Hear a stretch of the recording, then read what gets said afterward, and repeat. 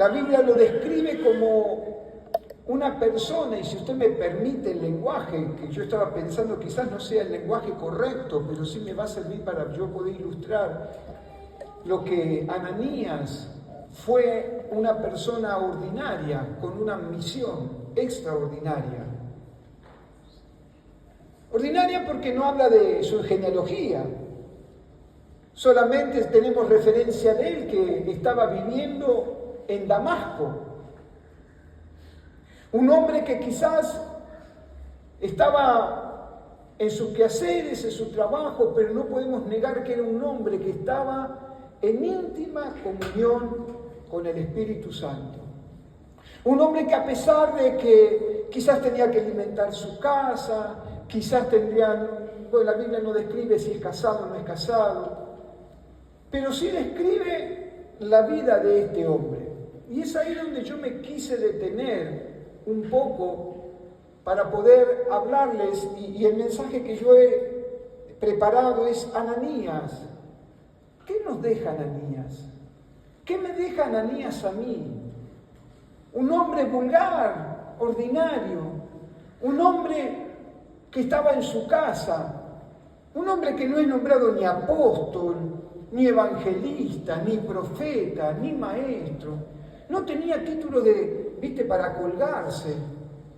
No habla que hizo el instituto bíblico. No, solamente habla de Ananías, un hombre que nos deja a nosotros, por lo menos a mí, al terminar esta exposición o este sermón, me deja a mí un ejemplo de obediencia y de fe.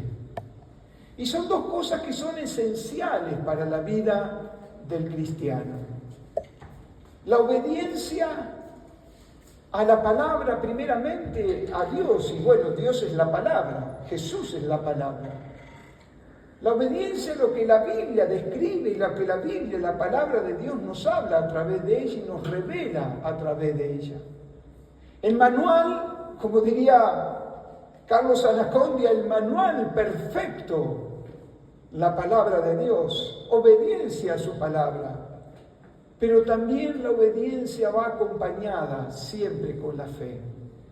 Cuando nuestro hermano estaba relatando allí y estaba orando y hablando Ezequiel, no lo tomen menos, fue palabra de parte de Dios.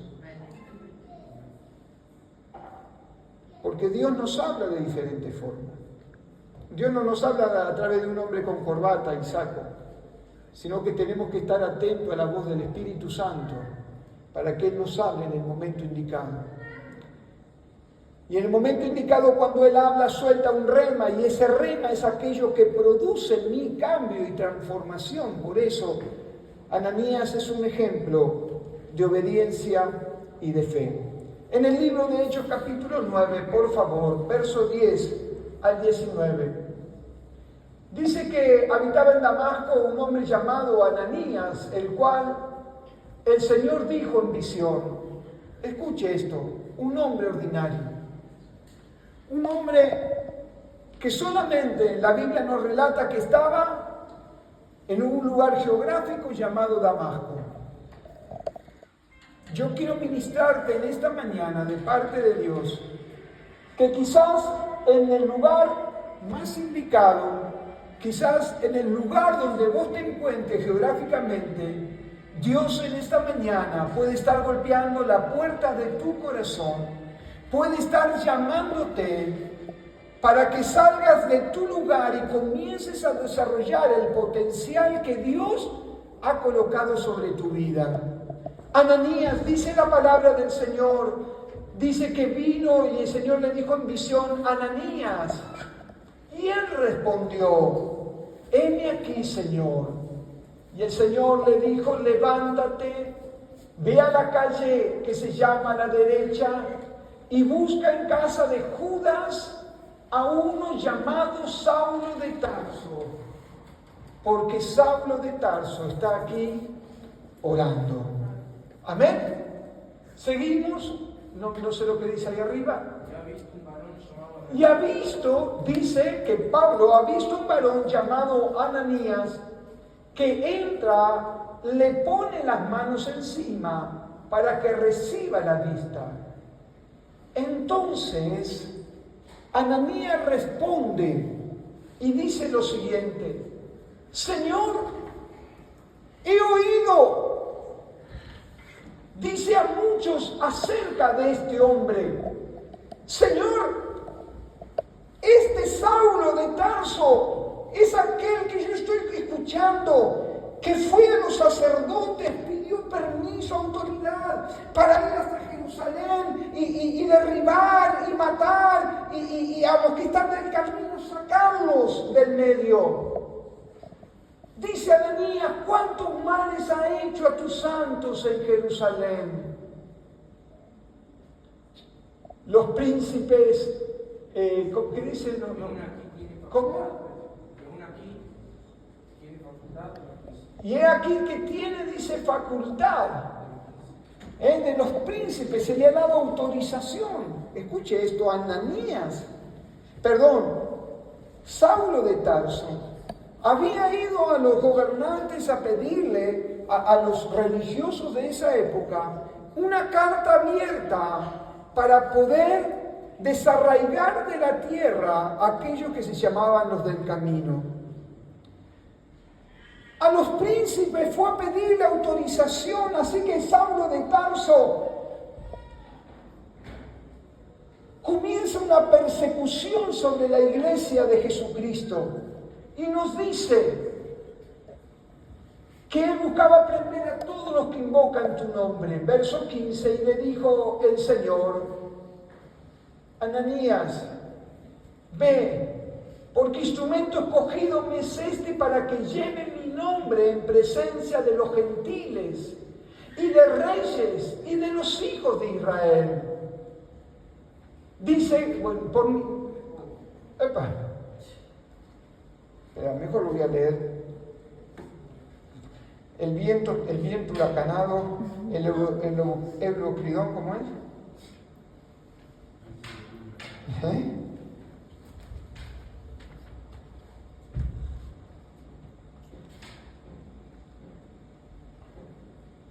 ¿Por dónde vamos? 16. Porque yo le mostraré, dice, o vamos un poquito más.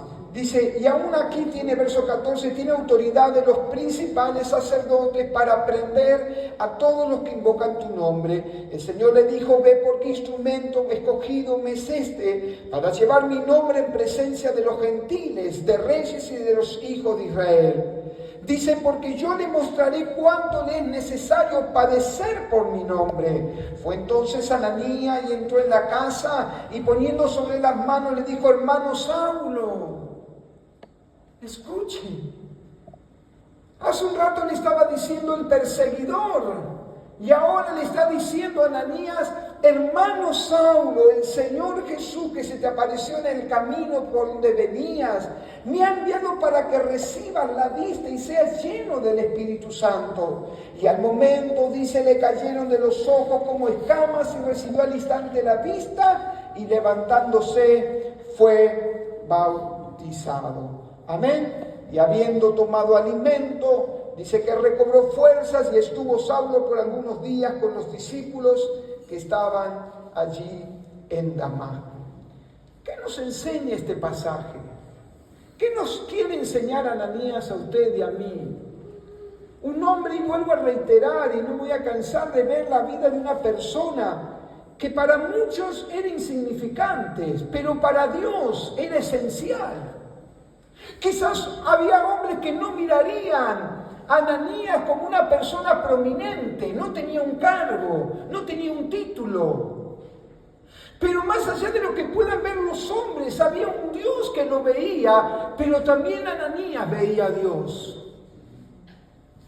Y esa es la importancia de la iglesia de este tiempo. La importancia de que nosotros, no importa que usted y yo no tengamos un título, no importa que usted y yo no seamos vistos, lo importante y lo que pesa en usted y en mí es nuestra comunión con el Espíritu Santo. Es nuestro proceder, nuestro andar, nuestro caminar delante de la presencia de Dios. Ananías era un hombre que estaba presto a escuchar la voz del Espíritu Santo. Un hombre que estaba atento a diario. Cuando yo estaba armando este bosquejo, digo, qué interesante, porque estaba en el momento correcto, en el momento indicado, pero eso también me exhortaba el Señor. Gustavo, él estaba continuamente en comunión. Él estaba buscando mi rostro continuamente. No fue fruto de una casualidad, sino que fue fruto de aquel que estaba anhelando de parte de Dios, aquel que tenía comunión con Dios, aquel que amaba a Dios, y esa comunión íntima lo llevó a poder escuchar la voz de Dios y a obedecer la voz del Señor. Ananías, discípulo de Jesús, habitante de Damasco, un hombre común, no se lo reconoce como apóstol, diácono, no poseía ningún cargo, pero si pedimos descifrar a través de la palabra leída que Ananías era un hombre de obediencia y era un hombre de fe. Así que yo quiero que al finalizar este sermón podamos abrazar realmente lo que Ananías nos enseña. Que seamos hombres y mujeres de obediencia, primeramente a la palabra de Dios y de fe. Que nuestras vidas hablen. Como dijo el apóstol Pablo, cada uno de ustedes y nosotros somos cartas leídas al mundo. Gente que nos está mirando, gente que está leyendo mi proceder, su proceder. Gente que está mirando, viendo cómo vamos a actuar o dejar de actuar. Gente que va a estar inspeccionando cuál va a ser nuestro proceder en medio de las luchas y las dificultades. Pero es ahí donde prevalece el hombre y la mujer de Dios, que están de continuo en continuo buscando la presencia del Espíritu Santo. Lo primero que quiero que veamos es que Ananías permanece en continua comunión con el Espíritu Santo. En el verso 10 al verso 12 nos dice lo siguiente: Ananías permanece en continua comunión con el Espíritu Santo. Elías supo decir: vive Jehová, en cuya presencia estoy. Elías era un hombre que buscaba de parte de Dios, profeta, con un mensaje duro sobre Israel. El pueblo estaba tiritando en dos corazones. El pueblo de Israel no sabía si servir a Baal o servir al Dios verdadero. Y se tiene que levantar un hombre con un espíritu diferente, diciendo: vive Jehová, en cuya presencia estoy. Mi comunión es íntima, es permanente. Hace años atrás cantábamos un coro: entra en la presencia del Señor. Muchos años atrás. Entra en la presencia del Señor con gratitud y adora. Y yo decía: qué interesante. ¿Cómo es eso de entrar? Y yo cuando meditaba en estos cánticos digo: si el Señor me está invitando a entrar, es porque no estoy adentro, sino que estoy ¿a dónde? Afuera. ¿Y cómo es posible que el velo ha sido rasgado de arriba hacia abajo? Tengo entrada para entrar al lugar santísimo. Tengo entrada para tener comunión con el Espíritu Santo. Y me invita a entrar cuando yo tengo que habitar en la presencia del Señor. Vive Jehová, en cuya presencia estoy. Ananías experimentó de lo que es estar en la presencia de Dios. Nadie puede recibir de parte de Dios instrucción, guía, dirección, si no está sometido a la voluntad del Espíritu Santo. Nadie puede guiarse o recibir palabra de parte de Dios si su vida no está en continua santidad. Por eso necesitamos el ejemplo de Ananías para que nuestras vidas reflejen la vida del Señor. Porque este pasaje, capítulo 10, dice: había entonces en Damasco un discípulo llamado Ananías, a quien el Señor dijo en visión. Yo no sé lo que estaba haciendo Ananías. ¿Me permite a mí volar un poco? Quizás estaba trabajando, pero era sensible a la voz del Espíritu Santo. Quizás estaba en un momento de oración y halló mayor sensibilidad en el Espíritu Santo. Pero lo importante es esto, entender la comunión que él tenía permanente con Dios. Que pudo escuchar la voz del Señor, a quien el Señor dijo en visión: Ananías, y él respondió: heme aquí, Señor. Viste que cuando a veces, yo no sé, seguramente a usted no le pasa, pero a mí me pasa, que cuando recibo algo de parte del Señor comienzo a decirle: ¿será de Dios? ¿No será de Dios? Me habló Dios, me habló. ¿A alguien le ha pasado esto? ¡Qué convicción clara de Ananías! Que él pudo decir: Señor, heme aquí. Señor, estoy. Señor, estoy acá. ¿Me necesitas? Estoy dispuesto. Señor, estoy preparado. Heme aquí, Señor. ¿Cuál es tu necesidad? ¿Qué comunión nos está hablando la palabra del Señor? ¿Qué comunión tan estrecha? Si usted seguramente ha visto estos pasajes, es como que yo le estuviera hablando a Mateo o a Nelson, cara a cara. Es como si yo estuviera hablando con un amigo y Mateo me dice: pastor, tenés que ir hasta la calle y moverte hasta este lugar. Algo tan natural para la vida de Ananías. Sonría que Jesús le ama, pero tan lejano para nosotros. De tener esa sensibilidad espiritual de escuchar la voz de Dios. Avanzo un poquito más, verso 12. Verso 11, y el Señor le dijo: levántate, ve y ve a la calle que se llama derecha y busca la casa de Judas. ¡Wow! ¿Qué más instrucciones imposibles, no?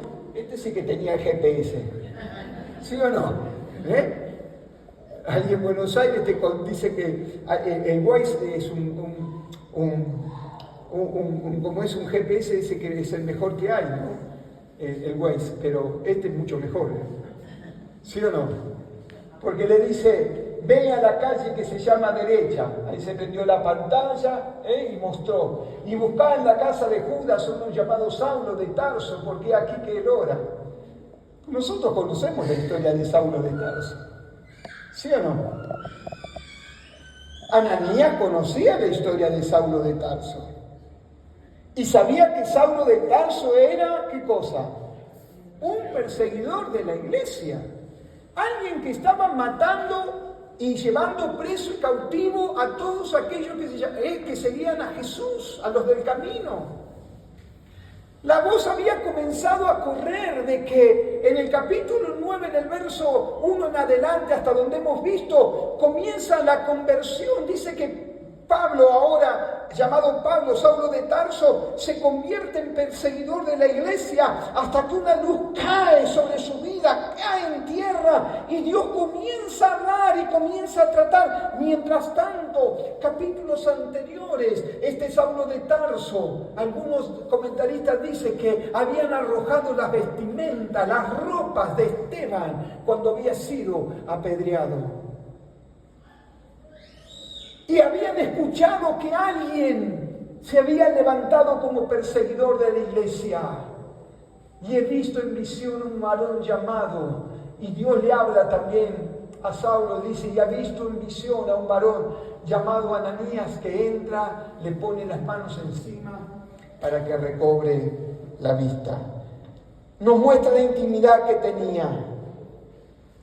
Tenía sensibilidad espiritual.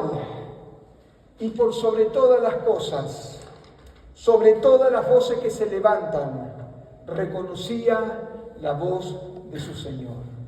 Reflexión, primer punto, y reflexionemos juntos. ¿Cómo está tu intimidad? ¿Cómo está mi intimidad con el Señor?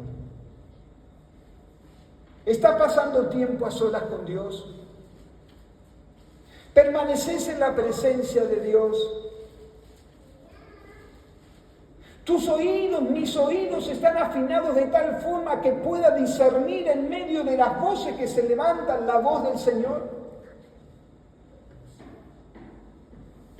¿Cómo está tu sensibilidad espiritual? ¿Estás siendo sensible a la voz del Espíritu? Y la sensibilidad del Espíritu no significa solamente que Dios te va a decir que te ama, y está bárbaro que Dios te diga que te ama. Pero tener sensibilidad espiritual significa que también Dios tenga que corregir los errores que hay en mi vida. Yo no soy perfecto.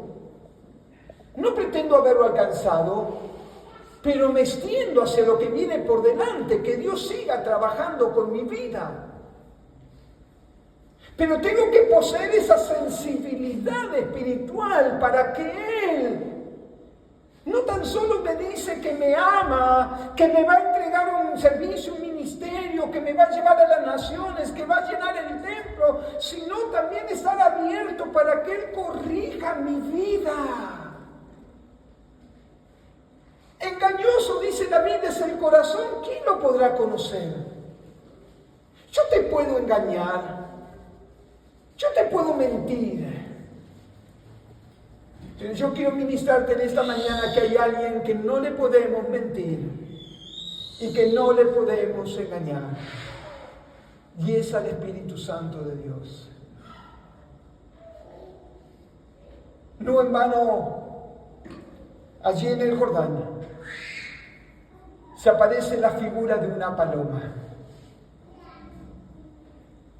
Y qué interesante es la paloma. ¿Sí o no? ¿Cómo paloma? No dice que era una paloma. ¿Cómo? ¿No? Hay muchos que dicen era una paloma. No. ¿Cómo?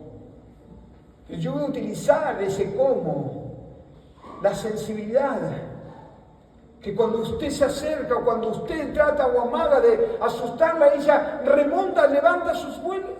La otra vez yo venía en el vehículo y había una que estaba ahí, y digo, Señor, me la llevo para la eternidad. No, y se levantó vuelo y se fue. Cuando nuestras vidas no están conforme a la voluntad de Dios, la presencia de Dios no puede permanecer. Por eso necesitamos la sensibilidad espiritual. Y lo tercero es reconocer la voz del Señor. ¿Estás reconociendo la voz del Señor?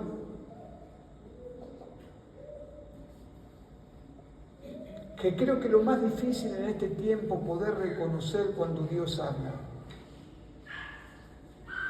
Estaba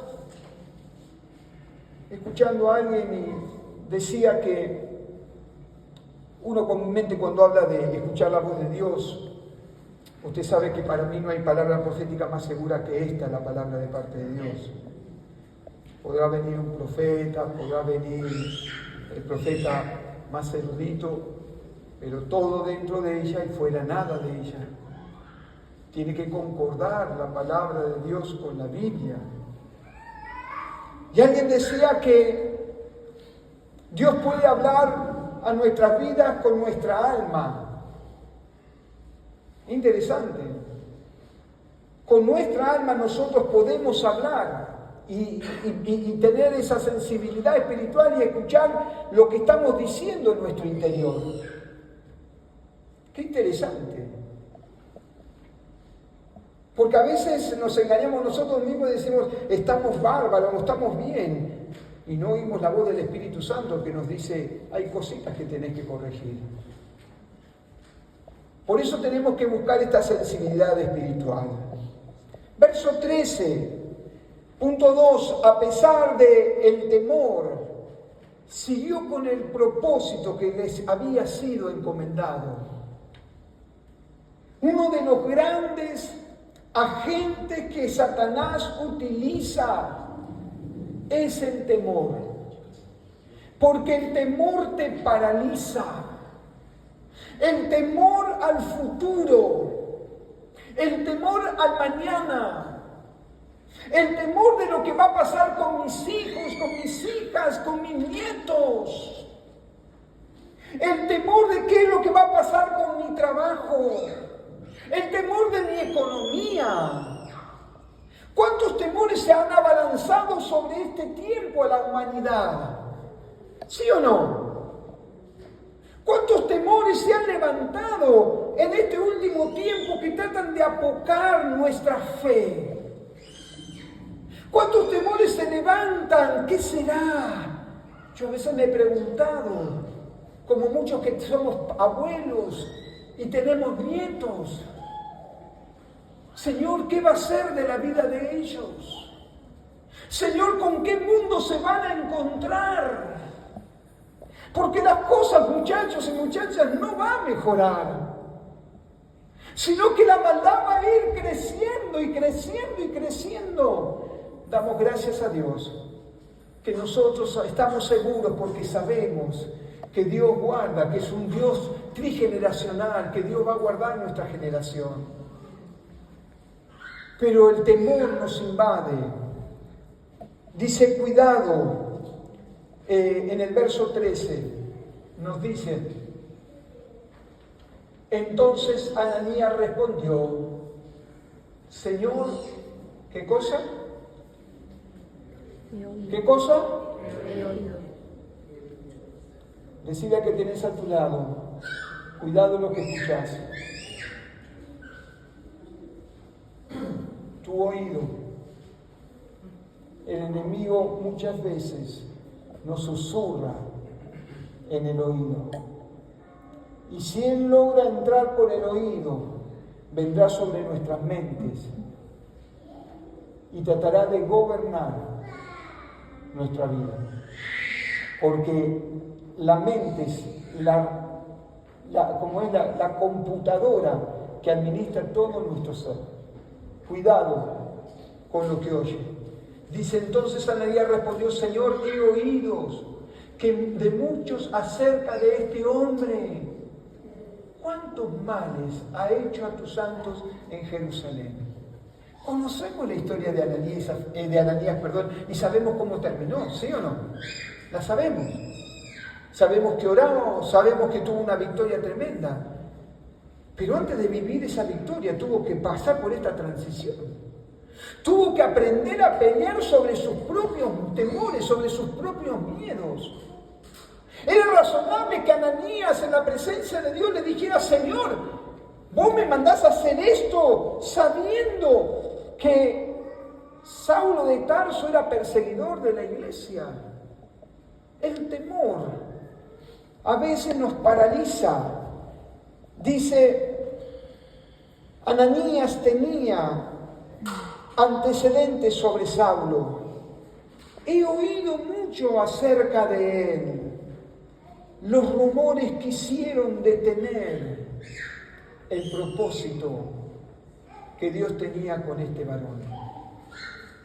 Quiero ministrarte de parte de Dios, que el temor no invada tu corazón. Por eso hablé de obediencia y hablé de fe. Porque la fe ciertamente, hermanos, va a comenzar.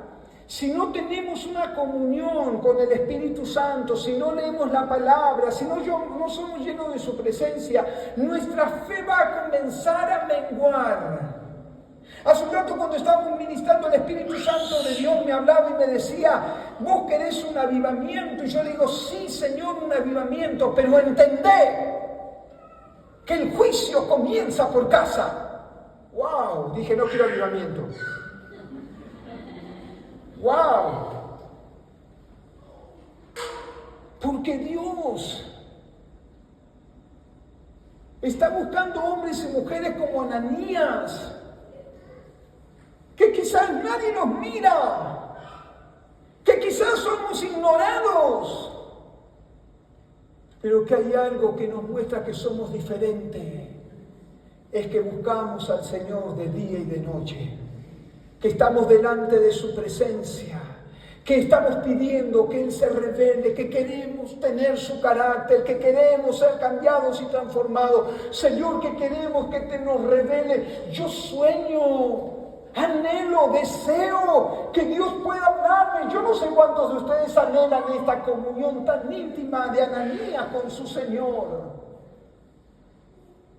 Pero cuidado con el temor. En el verso 14, por favor, dice la palabra, y uno aquí tiene autoridad de los principales sacerdotes para prender a todos los que invocan tu nombre. Reconoce que Saulo podría apresarlo y aún quitarle la libertad y aún darle la muerte. Y yo puse como título, no sé si lo pusimos ahí, pero que el temor no determine tu futuro. Que el temor no determine lo que Dios ha preparado para tu vida. Sino que la esencia de Dios, dice la palabra, que Dios es, ¿qué cosa? Amor. Y el verdadero amor, echa fuera el temor. Entonces, ¿qué me está diciendo? Que tengo que impregnarme de ese amor, que tengo que estar lleno del Señor, que tengo que estar lleno del Espíritu Santo. Y el amor, según 1 Corintios 13, no conforme yo creo, con solamente demostrar el amor con un abrazo, una sonrisa o acercarme, sino que el amor todo lo puede, todo lo cree, todo lo soporta. Entonces veo que el amor que habla la Escritura es un amor tan diferente al que yo a veces digo o manifiesto. A veces demostramos nuestro amor haciendo regalos, ¿sí o no? Entonces las mujeres nos preguntan, ¿qué hiciste? ¿Sí o no? Nos pasa. Tratamos de demostrar nuestro amor con sacrificio, pero el amor de Dios es totalmente diferente. El amor de Dios todo lo cree, todo lo soporta. Dice Romanos 5, capítulo 5, que Él ha derramado de su amor en mi corazón. Así que yo no debo más amar con mi amor egoísta, egocéntrico, sino que tengo que hacer que fluya el amor de Cristo en mi vida. ¿Amén? Y punto 3 para ir terminando. La contundencia del llamado. La contundencia de lo que implica el llamado de parte de Dios para una persona que se maneja en obediencia y en fe. Una persona como Ananías que recibe la orden de parte de Dios. Una persona que utiliza su fe porque dice, Señor, aunque pase lo que pase, yo voy porque tú me envías. Y en eso hallamos contundencia y recompensa. Verso 15 nos dice lo siguiente.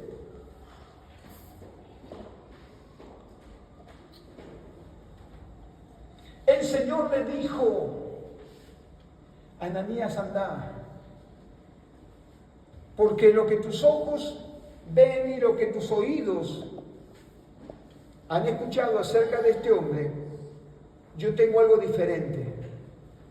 Dice, porque la palabra de Dios dice, el Señor le dijo a Ananías, anda, porque instrumento escogido me es este.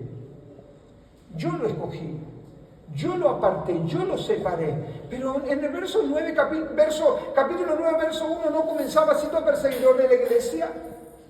No era este Saulo que mataba, este Saulo que encarcelaba, este Saulo que perseguía. Yo quiero ministrar de parte del Señor que Dios no te ve como vos te ves, sino que Él se ve con los ojos de amor. Él te ve transformado y transformada. Él te ve cambiado, Él te ve con un propósito. Él no te ve como los demás te ven. Él no te va como quizás otros puedan llegar a verte.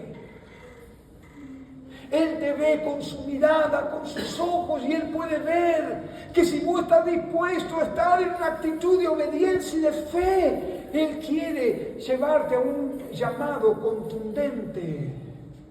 Dice la palabra de parte de Dios, para llevar mi nombre en presencia de los gentiles y de reyes y de los hijos de Israel. Pero Dios establece una orden, y la orden es ve, andar, caminar, marchar, obedecer. Ay, pero no me gusta, pero esto, ve. Porque cuando Dios habla a nuestro corazón, tenemos que responder como Ananías, heme aquí, como Isaías, heme aquí, como tantos hombres de Dios. Heme aquí, aquí estoy, Señor. Hace 40 años. 40 años. Mira, recién ahora me estaba acordando. Un día pudimos decirle al Señor, heme aquí.